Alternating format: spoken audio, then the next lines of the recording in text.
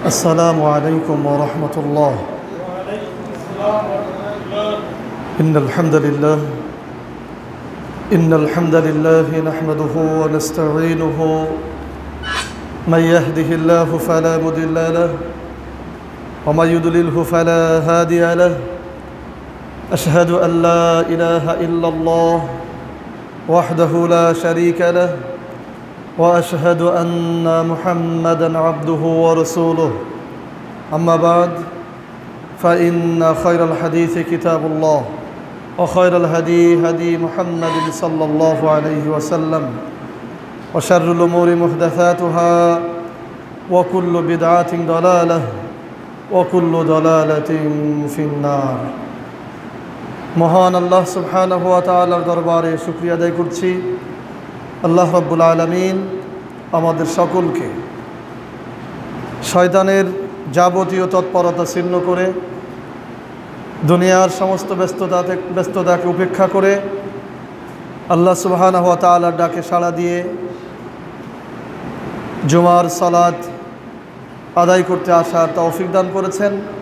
এই জন্য সে আল্লাহ তাআলার আলিশান দরবারে শুকরিয়া আদায় করে পড়ছি আলহামদুলিল্লাহ। আমরা আল্লাহ সুবহানাহু ওয়া তাআলার কাছে আর একবার শুকরিয়া আদায় করছি। আল্লাহ রাব্বুল আলামিন আমাদেরকে যথাসময়ে এসে গুরুত্বপূর্ণ এই নসিহত শোনার তৌফিক দান করেছেন, এর জন্য পড়ছি আলহামদুলিল্লাহ। প্রিয় উপস্থিতি, আজকের খুতবার আলোচ্য বিষয় ওসিয়তনামা। আজকের খুতবার আলোচ্য বিষয় ওসিয়তনামা। আপনাদের দীর্ঘদিনের একটা চাওয়া ছিল যে আমরা যেন একটা ওসিয়তনামার উপর একটা লেকচার দিই এবং এ বিষয়ে একটা শীট তৈরি করি, যা আমাদের মৃত্যুর পরবর্তী সময়ে কাজে লাগবে। তো আজকে আল্লাহর কাছে শুকরিয়া যে আমরা সেরকম একটি লেকচারের ব্যবস্থা করতে পেরেছি, খুতবার ব্যবস্থা করতে পেরেছি। আমরা চেষ্টা করব এটা গুরুত্ব সহকারে শোনার এবং এ বিষয়ে অবশ্যই আমল করার। আলোচনার বিষয় ওসিয়তনামা। আলোচনার বিষয় ওসিয়তনামা। প্রথমে আমরা জানব ওসিয়ত কি, কাকে বলে, ওসিয়তটা কি। ওসিয়ত হচ্ছে কোনো ব্যক্তির মৃত্যুর পূর্বে তার সন্তান বা নিকটাত্মীয়দের প্রতি কিছু নির্দেশনা। ওসিয়ত হচ্ছে কোনো ব্যক্তির মৃত্যুর পূর্বে সে বেঁচে থাকা অবস্থায় তার সজ্ঞানে তার সন্তান অথবা নিকটাত্মীয়দের কাছে বা নিকটাত্মীয়দের উপরে বা নিকটাত্মীয়দের জন্য কিছু নির্দেশনা, যা ওই ব্যক্তি অর্থাৎ যিনি ওসিয়ত করবেন তার মৃত্যুর পরে তার সন্তান বা নিকটাত্মীয়রা সেই নির্দেশনাগুলো বাস্তবায়ন করবে। এটাই হচ্ছে ওসিয়তনামা। তাহলে ওসিয়তনামা কি?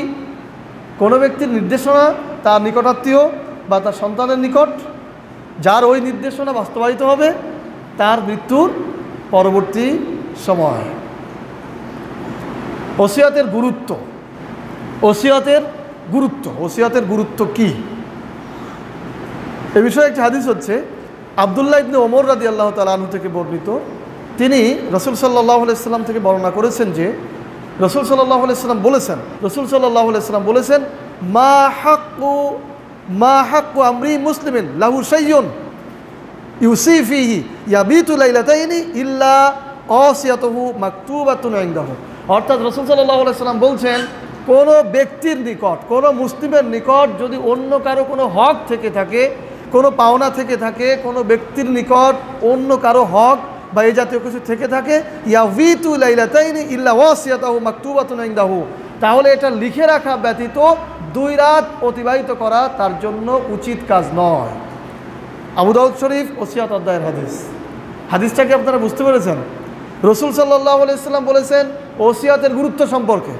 ওসিয়তের গুরুত্ব সম্পর্কে রাসূল সাল্লাল্লাহু আলাইহি সাল্লাম বলেছেন মা হাক্কু আমরি মুসলিমিন লাহু শাইউন, কোনো মুসলিমের জন্য এটা বৈধ নয়, এটা সঠিক নয় যে তার কাছে কোনো হক থাকবে, কারো সামান্য কোনো হক থাকবে, ইউসিফি ইয়াবিতু লাইলাতাইনি ইল্লা ওয়াসিয়াতুহু মাকতুবাতুন ইনদাহু, অথচ সেটা লেখা থাকবে না, এরকম অবস্থায় 2 রাত সে অতিবাহিত করবে।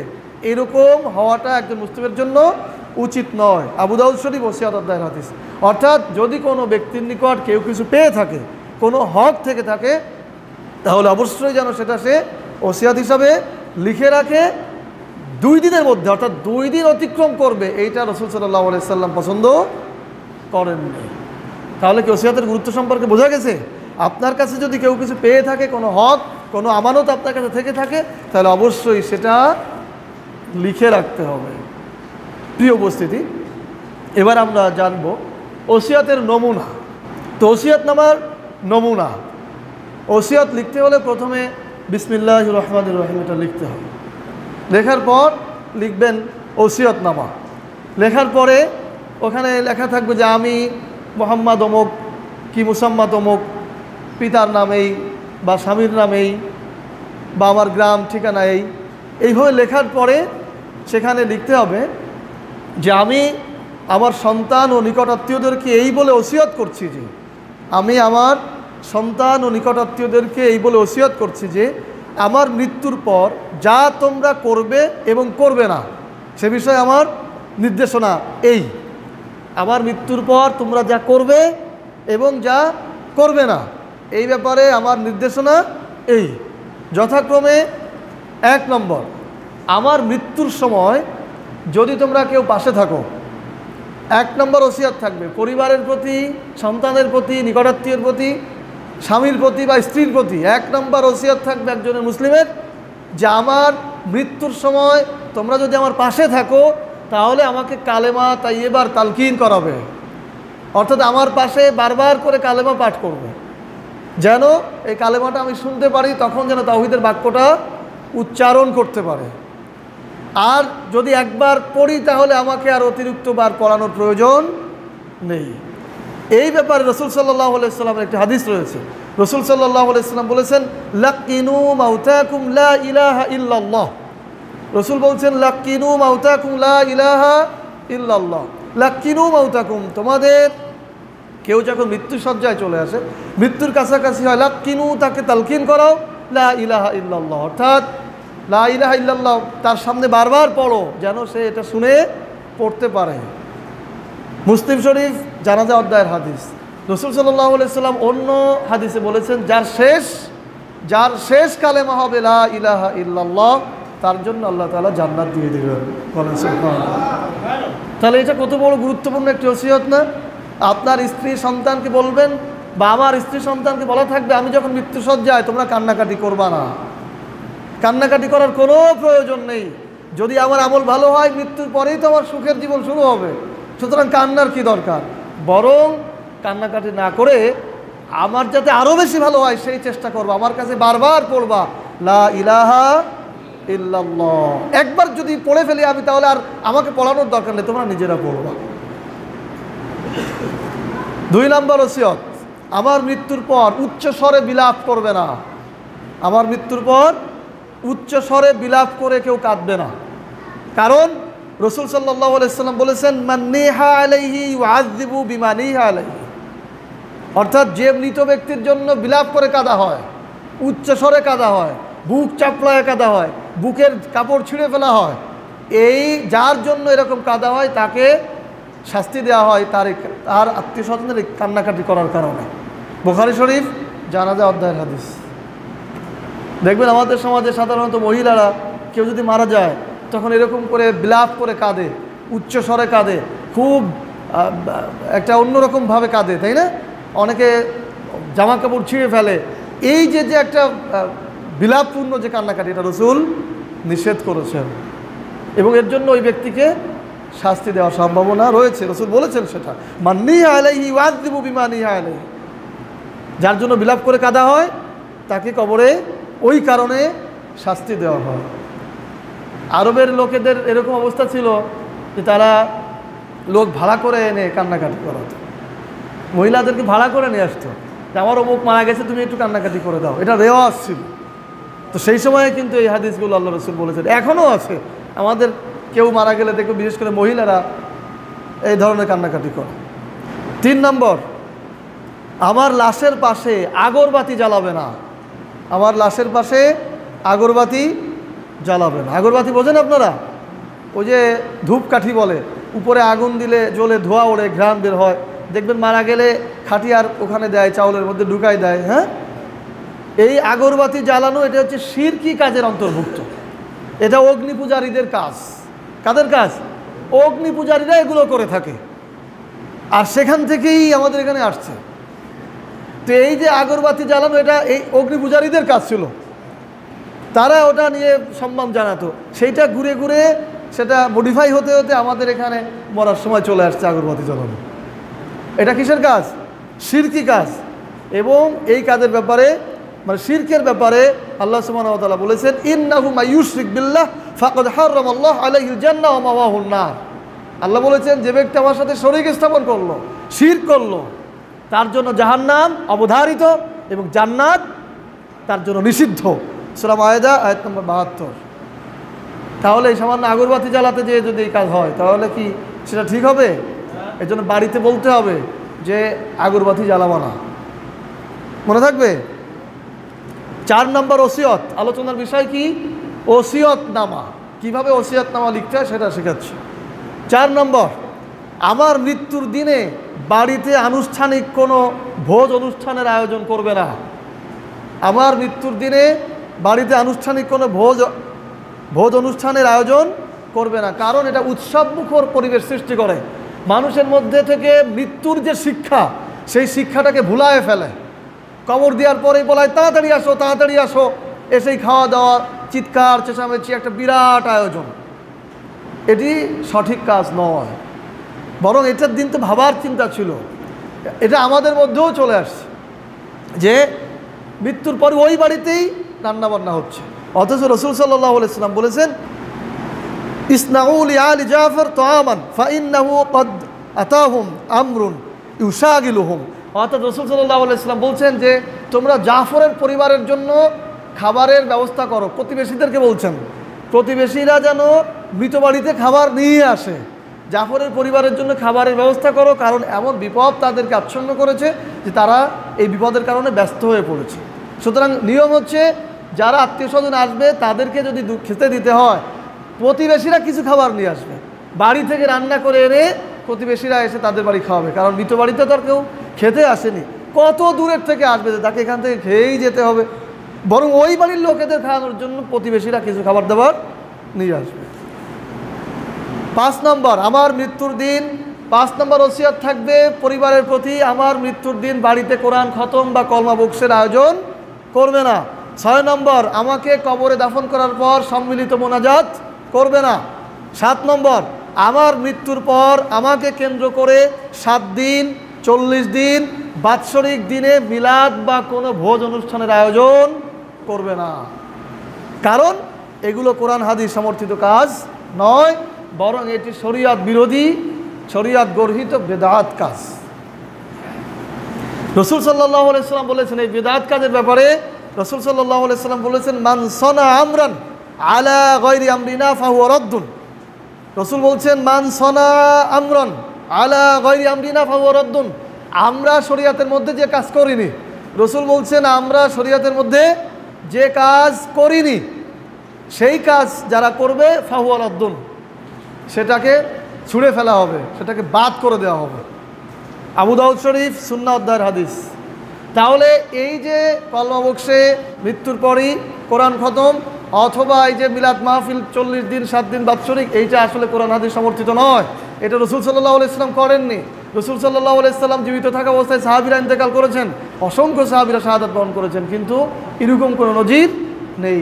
যার ফলে এটা রাসূল যেহেতু করেননি, আর উনি একথাই বলেছেন, মান সানা আমরান আলা গায়রি আমরিনা, মান সানা আমরান, যে কাজ আমরা করিনি শরীয়তের মধ্যে, এইটা যারা করবে ফাহুয়া রাদ্দুন, সেটাকে পরিত্যক্ত করা হবে, ছুঁড়ে ফেলা হবে, সেটা গ্রহণ করা হবে না। আবু দাউদ শরীফ সুন্নাহ অধ্যায়ের হাদিস। এসব বললে তো আবার আমাকে ভুল বুঝবেন আপনারা, ঠিক না? হ্যাঁ, কেউ বলবে আহলে হাদিস, কেউ বলবে লামাযহাবী, কেউ বলবে আরও কত কি, যা বলেন তাতে আমার কী বা গেল আসলো। আমি তো আরও বহু বছর আগের থেকেই বলছি, আমাদের কাজ কি? প্রচার করা, সত্য প্রচার করা। বিদআতের ব্যাপারে রাসূল সাল্লাল্লাহু আলাইহি ওয়াসাল্লাম আরও বলেছেন, ফামান আহদাসা হাদাসান আও মুহদিসান ফাআলাইহি লানাতুল্লাহ ওয়াল মালায়েকা ওয়ান নাস আজমাইন লা ইকবালু মিনহু আদলু ওয়ালা সরফুন। আমাদের মতো আলেমদের মাথা ব্যথা কেন দেখেন বিদআত নিয়ে? রাসূল সাল্লাল্লাহু আলাইহি ওয়াসাল্লাম বলেছেন, ফামান আহদাসা হাদাসান আও মুহদিসান ফাআলাইহি লানাতুল্লাহ ওয়াল মালায়েকা ওয়ান নাস আজমাইন লা ইউকবালু মিনহু আদলু ওয়ালা সরফুন। রাসূল বলছেন, যে ব্যক্তি বেদাত করলো এবং বেদাতিকে সম্মান করলো, বেদাতিকে প্রশ্রয় দিল, ফাআলাইহি লানাতুল্লাহ, তার উপর আল্লাহর লানত, ওয়াল মালায়েকা, তার উপর ফেরেশতাদের লানত, ওয়ান নাস আজমাইন, গোটা মানব জাতির লানত, লা ইউকবালু মিনহু আদলু ওয়ালা সরফুন, এবং তার কোনো ফরজ এবং কোনো নফল ইবাদত গ্রহণযোগ্য হবে না। বুখারী শরীফ জিহাদ অধ্যায়ের হাদিস। বেদাত কত বড় জঘন্য, কারণ বেদাত মানে নতুন জিনিস। রাসূল শরীয়তে যেটা সৃষ্টি করে দিয়েছেন সেটাকে বাদ দিয়ে আপনি আরেকটা তৈরি করছেন, তার মানে আপনি রাসূলের সুন্নাহটাকে পরিপূর্ণ মনে করেন না। 8 নম্বর ওসিয়ত, আমার মৃত্যুর পর আমাকে কেন্দ্র করে কোনো প্রকার শরীয়ত গর্হিত কোনো কাজ করবে না। 8 নম্বর ওসিয়ত, সর্বশেষ প্রথম পর্যায়ের যেটা বর্জনীয়।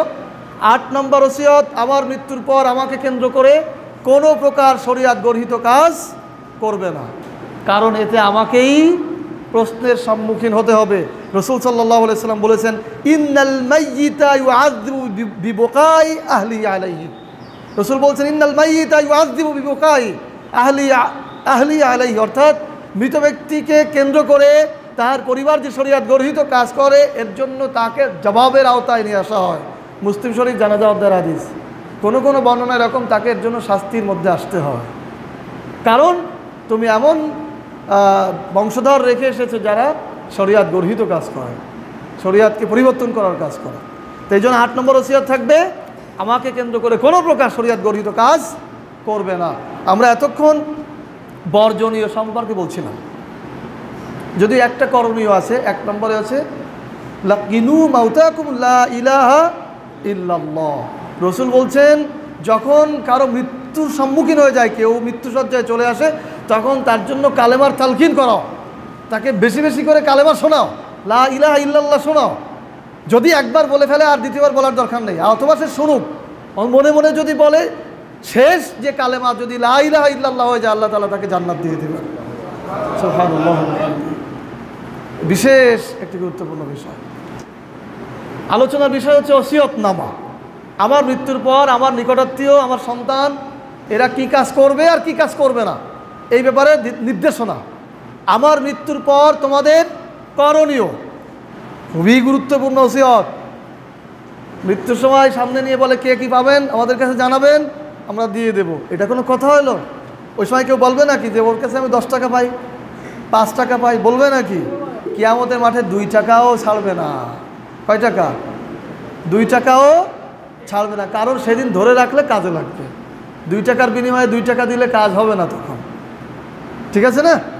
এই জন্য এটা একটা বোকামি কথা, ওই সময় কেউ বলবে না, বড় ওসিয়ত করে রেখে যেতে হবে আগে থেকেই। 1 নম্বর, আমার মৃত্যুর পর আমার কাছে কেউ কোনো হক তথা অর্থ সম্পত্তি পাবে বলে দাবি জানালে, বা কোনো আমানত থাকলে দাবি জানালে, সেটা আমার সম্পত্তি থেকে অথবা তোমাদের উপার্জন থেকে পরিশোধ করে দেবে। কারণ রাসূল সাল্লাল্লাহু আলাইহি সাল্লাম বলেছেন, কি গুরুত্বপূর্ণ হাদিস দেখেন, রাসূল বলছেন, লা তুআদ্দান্নাল হুকুক ইলা আহলিহা ইয়াউমাল কিয়ামা, কিয়ামতের দিন হককে আদায় করে দেওয়া হবে। কিয়ামতের দিন হককে, পাওনাকে, ঋণকে আদায় করে দেওয়া হবে। হাত্তা ইউকাদা লিশাতিল জালহাই মিনাশ শাতিল করনাই, এমনকি শিংবিহীন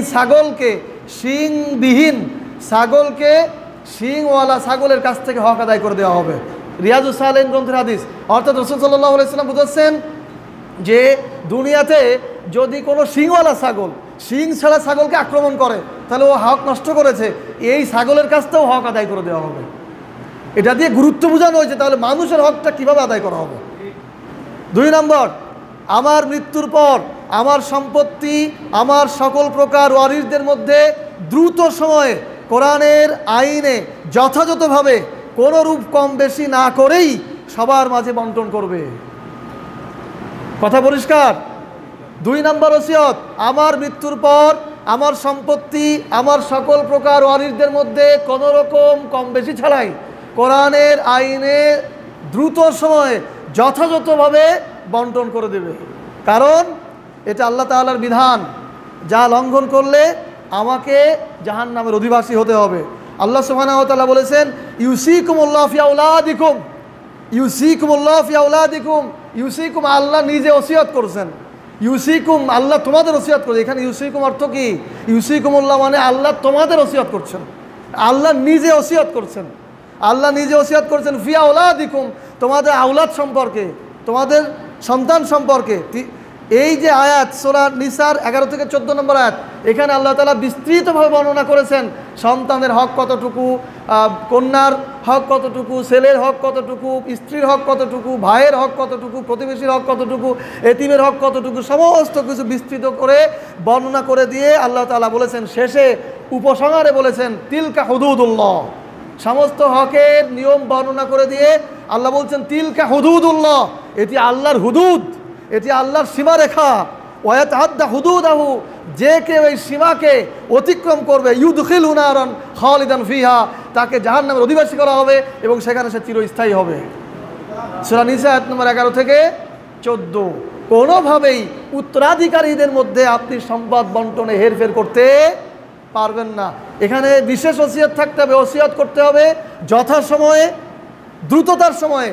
আমরা মনে করি বাবা মারা গেছে, আরও 10 বছর পরে জমা ভাগ করলে মানুষের কাছে সম্মান হবে। এটা ভুল কথা, বরং ভেতরে ভেতরে তিক্ততা সৃষ্টি হবে, অশান্তি সৃষ্টি হবে। এটা ভুল সামাজিক রীতি। আমাদের দেশে অধিকাংশ সামাজিক রীতি একটা পচা রীতি, অধিকাংশগুলোই, যা কোরআন সুন্নাহর সাথে মেলে না।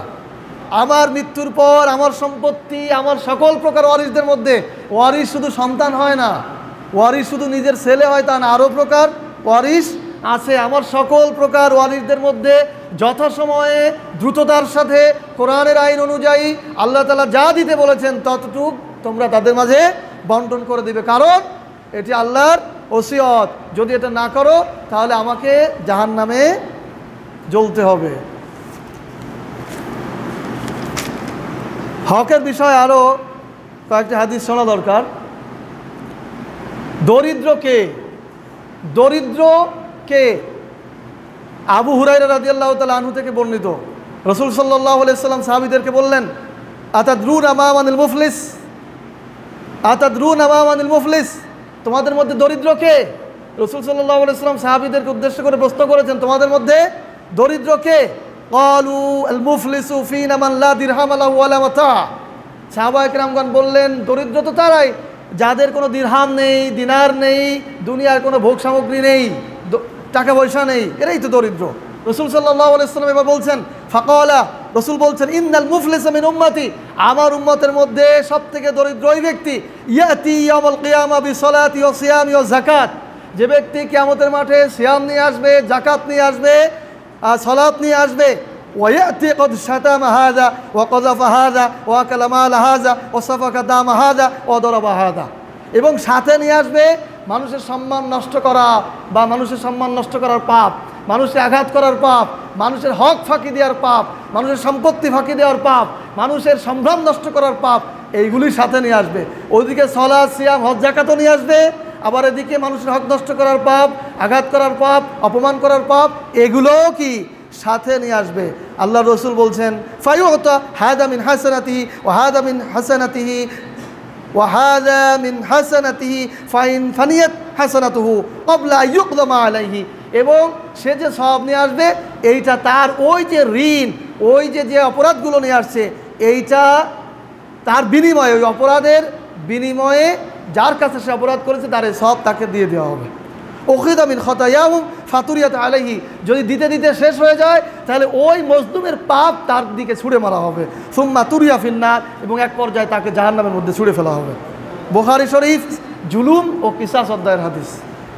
হাদিসটা কি ভাই বোঝা গেছে আপনাদের কাছে? বুঝেছেন? একটু লম্বা হয়ে গেল না তো? বুঝেছেন? হাসরের মাঠে সিয়াম, হজ, যাকাত এগুলো নিয়ে আসবে, আবার মানুষকে অপমান করা, মানুষের হক নষ্ট করা, মানুষকে আঘাত করা, রক্তপাত করা, মানুষের সম্পত্তি ফাঁকি দেওয়া, এই অপরাধগুলোও সাথে নিয়ে আসবে। তখন যারা মাজলুম তার কাছে, দুনিয়াতে মাজলুম হয়েছে, তাদেরকে তার কাছ থেকে সব দিয়ে দেওয়া হবে। আর যদি সব দেওয়ার পরেও ওই অপরাধ শেষ না হয়, ওই ব্যক্তির পাপ তার দিকে ছুঁড়ে মারা হবে, এক সময় তাকেও জাহান্নামে নিক্ষেপ করা হবে। আর এই জন্যই আল্লাহ রাসূল তাকে সব থেকে বেশি দরিদ্র বলেছেন। আত্মসাৎকৃত সম্পদ, আত্মসাৎকৃত সম্পদের ব্যাপারে একটা হাদিস বলা দরকার। আত্মসাৎকৃত সম্পদ কি হবে?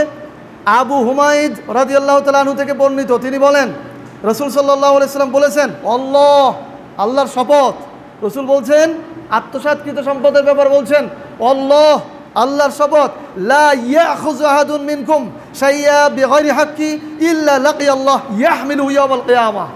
আল্লাহ রসুল বলছেন, আল্লাহর শপথ, ইয়াখুযু আহাদুন মিনকুম শাইয়া বিগাইরি হাক্কি, কোনো ব্যক্তি সামান্য, শাইয়ুন মানে খুবই অল্প কিছু হক যদি কারো কাছ থেকে নিয়ে নেয়, ইল্লা লাকিয়াল্লাহ ইয়াহমিলুহু ইয়াওমাল কিয়ামাহ, কিয়ামতের মাঠে আল্লাহর সাথে যখন সে সাক্ষাৎ করতে যাবে তার পিঠে এটা বহন করে নিয়ে যেতে হবে। বুখারী শরীফ যাকাত অধ্যায়ের হাদিস। তাহলে দুনিয়াতে যদি সামান্য কিছু হকও নেওয়া হয়, এটাও হাসরের মাঠে আল্লাহর সামনে পিঠে বহন করে নিয়ে যেতে হবে। চিন্তা করতে পারেন, কোটি কোটি মানুষের সামনে এই বহন করে নিতে হবে, কি সম্মান বাড়বে না অপমান হবে? আমার তো মাঝে মাঝে অবাক লাগে, যেই সন্তানের জন্য আমরা এগুলো করি ঘুরে তো খোঁজই নেবে না, অথচ আপনার পিঠে সেদিনের বোঝা কিন্তু থাকবে। একজনের মামলা যখন আমরা মাঝে মাঝে জেলের ব্যাপারে অভিজ্ঞতা রাখি, তো 30 বছরের জেল হয়েছে একজনের। কয় বছরের? 30 বছরের। 30 বছর পরে যে ওই দিনের কথা মনে করতে যায়, রে ওর জন্য এই কাজটা করেছিলাম, আজ 15 বছর 20 বছরের মধ্যে খোঁজ নিতে আসলো না। তো কিয়ামতের মাঠের খোঁজ নেবেন, আপনি অযথাই পাপ করছেন। আমি যে বারবার বলি না, আমি আমার স্ত্রীর জন্য, সন্তানের জন্য, ভাইয়ের জন্য, কারোর জন্য কোনো পাপ কাজ করা যাবে না। কেউ কোনো হিসাব দেবে না, আপনাকেই দিতে হবে। সর্বশেষ যে হাদিসটি বলবো এই আত্মসাতের বিষয়ে, জমি সংক্রান্ত হাদিস, জমি জমা সংক্রান্ত হাদিস। আপনারা কি রাগ করেন এগুলো বললে? আমাকে তো বলতেই হবে, রসুলই তো এটা বলেছেন। আবু তালিব যখন মারা যাচ্ছিল, রসুল যে কি করেছিলেন তাকে লা ইলাহা ইল্লাল্লাহ পড়ানোর জন্য, এটা যদি আপনারা সেই ভিডিওটা দেখতেন তাহলে বুঝতেন। আমরা হাদিস পড়ে বুঝি যে উনি কিভাবে পাইচারি করেছেন, কিভাবে আক্ষেপ দেখাচ্ছেন। চাচা একবার পড়েন, চাচা একবার পড়েন, একবার পড়লেই আপনার সব শেষ, সব মাফ হয়ে যাবে।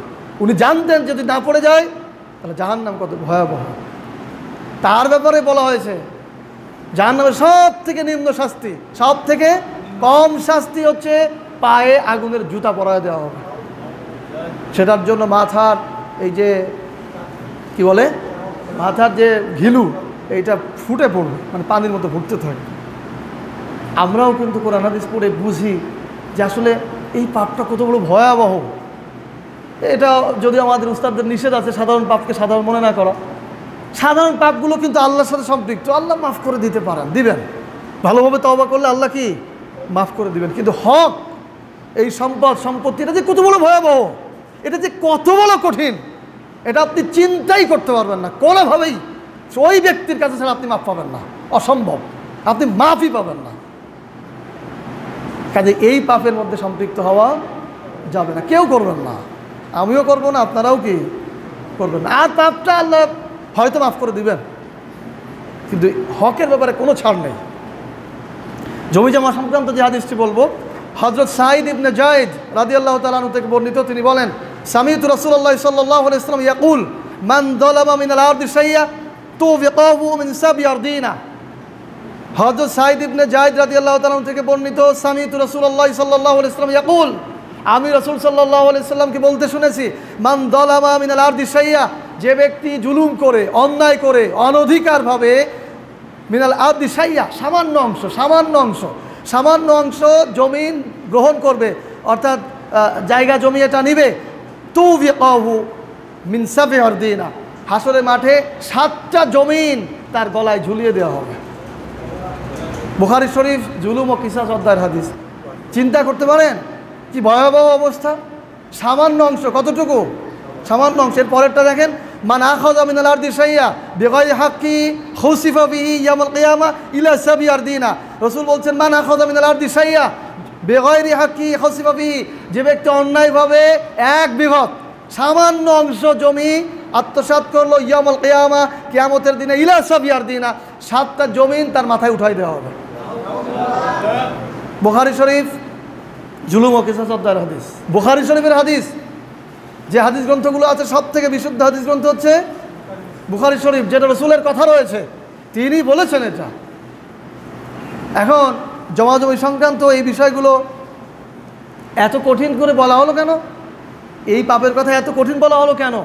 এই জন্য বলা হলো, এই জমাজমি সংক্রান্ত সমস্যাগুলো আরও অনেকগুলি পাপ ডেকে নিয়ে আসে। যেমন রক্তের সম্পর্ক ছিন্ন হয়ে যায়, সম্পত্তির কারণে বোনকে সম্পত্তি দেননি, বোন আসবে না আপনার বাড়ি।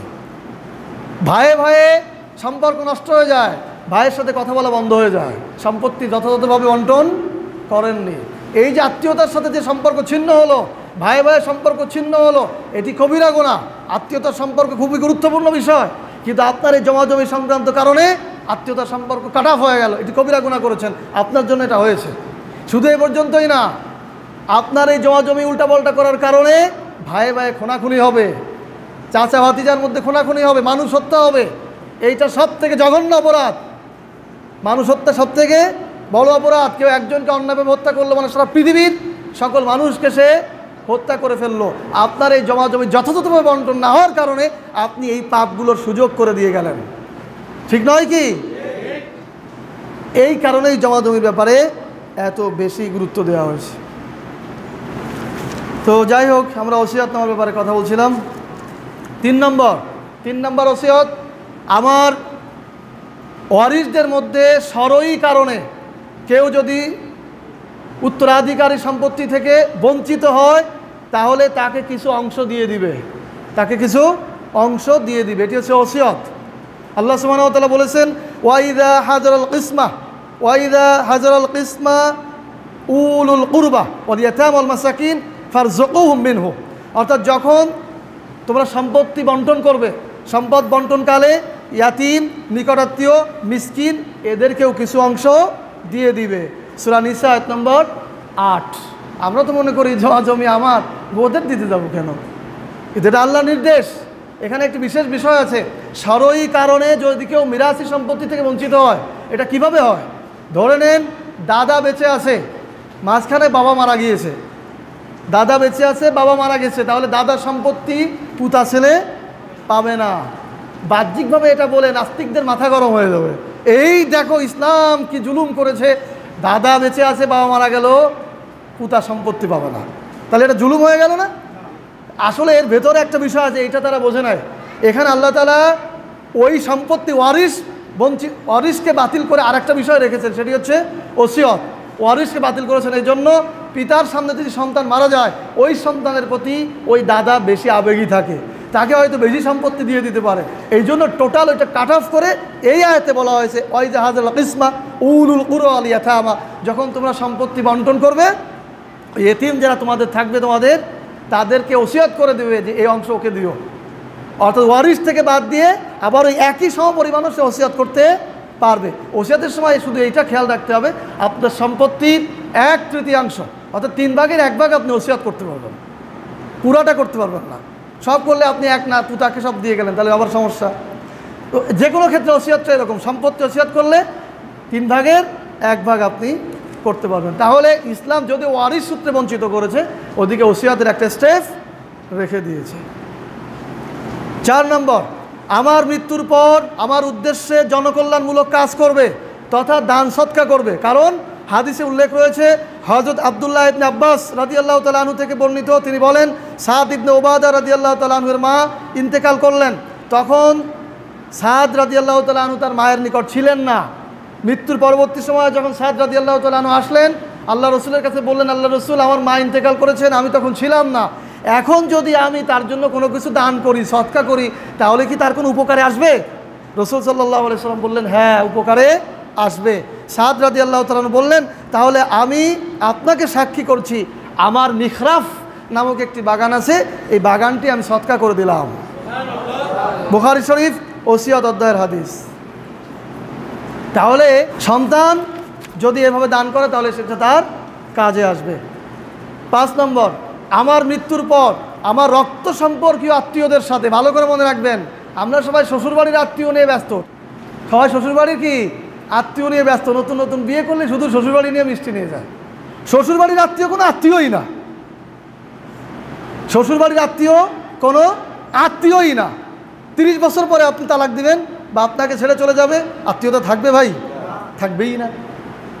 আত্মীয় হচ্ছে রক্তের কানেক্ট, মায়ের আত্মীয়, মার রক্তের সাথে যাদের সম্পর্ক আছে, মামা ইত্যাদি ইত্যাদি, উপরে নিচে।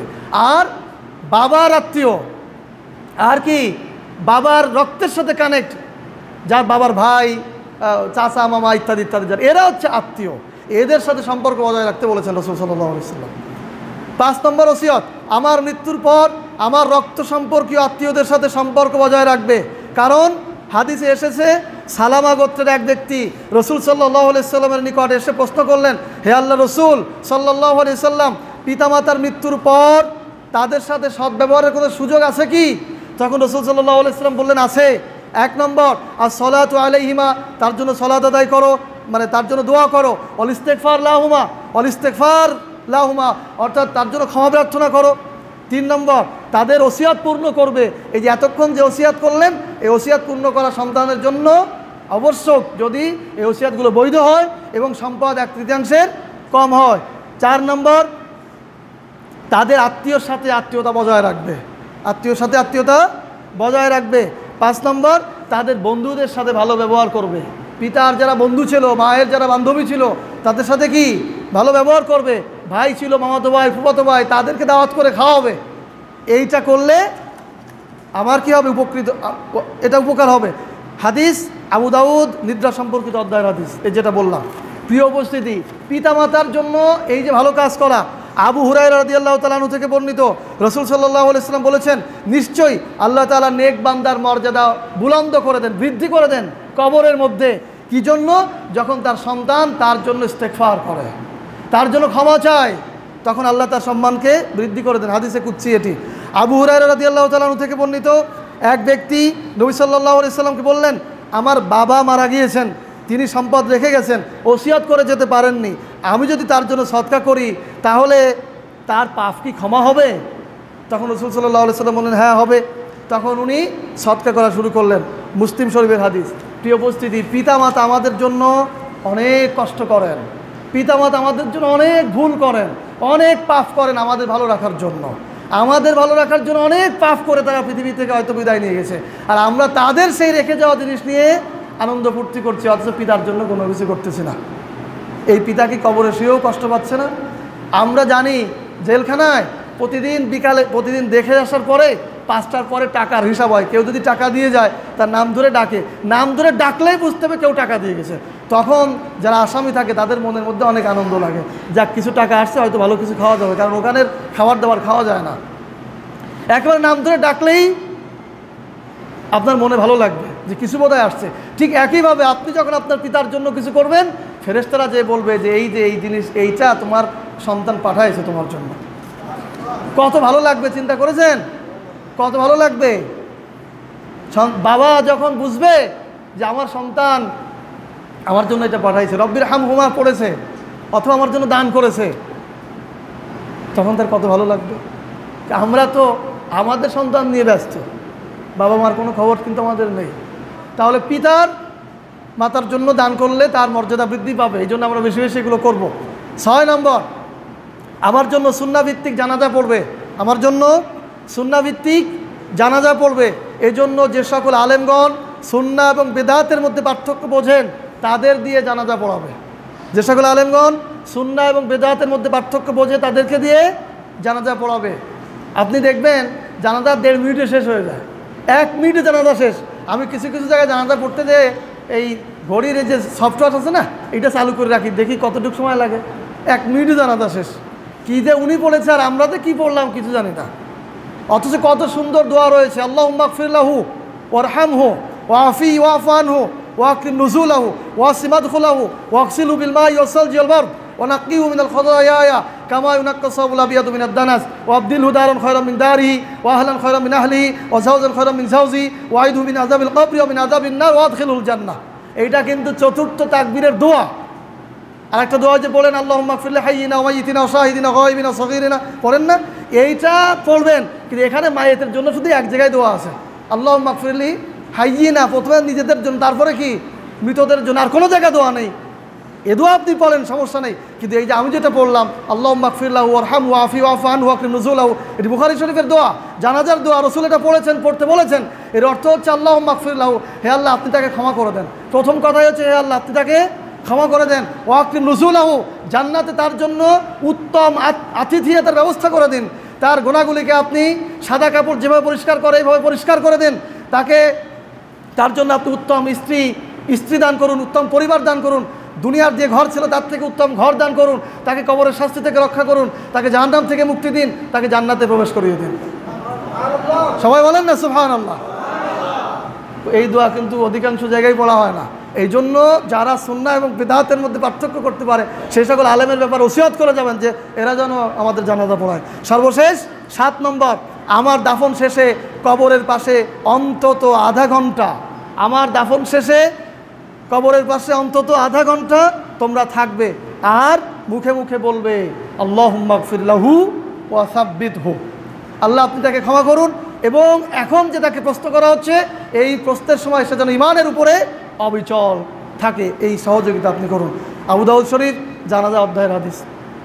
আর মাঝে মাঝে এখানে একটি বিষয় না বললেই নয়, দেখবেন কবর দেওয়ার পরে ওই যে প্রথমে বললাম তাড়াতাড়ি আসেন তাড়াতাড়ি আসেন তাড়াতাড়ি আসেন, আসলে তাড়াতাড়ি আসার কথা না, ওইখানে নিকট আত্মীয়রা থাকবে, কবরের আশেপাশে ছেলে থাকবে বা আরও নিকট ভাই থাকবে, আর পড়বে কি আল্লাহুম্মা গফির লাহু ওয়া সাব্বিতহু। তাহলে কি করতে হবে, আমার দাফন শেষে কবরের পাশে অন্তত আধা ঘন্টা তোমরা থাকবে আর মুখে মুখে বলবে আল্লাহুম্মা গফির লাহু ওয়া সাব্বিতহু। বলেন তো একবার আল্লাহুম্মা গফির লাহু ওয়া সাব্বিতহু, দোয়া মুখস্থ করবেন, কবরের পাশে তোমরা এটা পড়বে। আবু দাউদ শরীফ জানাজা অধ্যায়ের হাদিস।